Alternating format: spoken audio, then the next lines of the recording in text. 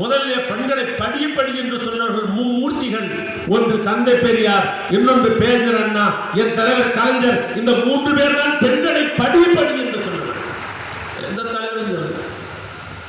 இந்த பெண்கள் படிக்க வேண்டும் என்கிற காரணத்தினால் தான் அந்த மும்மூர்த்திகளுடைய வழியில் நடக்கிறது. திராவிட மாடல் ஆட்சியில் முதலமைச்சர் என்ன முடிவு எடுக்கிறார்னா, பெண்களை என் அன்பு சகோதரில் 10ஆவதோட டிஸ்கன்டினியூ பண்ணாதீங்க, நான் உங்கள் அண்ணன் இருக்கிறேன்.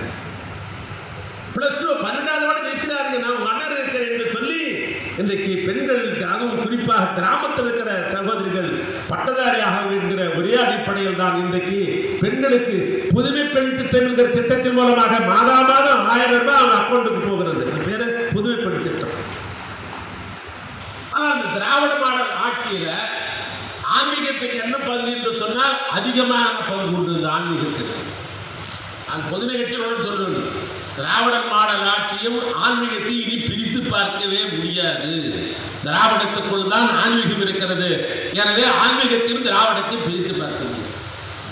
அதுக்கு அந்த காரணத்தின் அடிப்படையில் தான் இன்னைக்கு இந்த 4 வழிச்சாலை ஆக்குகிறோம் என்று சொன்னால் இது பெரும்பான்மையாக பழனிக்கு போகிற ஆன்மீக பெருமக்கள் பயன்படுத்துகிற சாலையாக இந்த சாலை இருக்கிறது. அதனால் ஆன்மீகத்துக்கு முக்கியமான சாலை இந்த சாலை.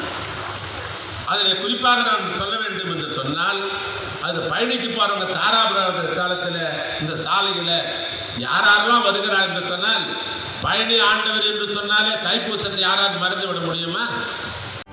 செய்திகளை உடனுக்குடனும் துல்லியமாகவும் தெரிந்து கொள்ள சப்ஸ்கிரைப் பண்ணுங்க.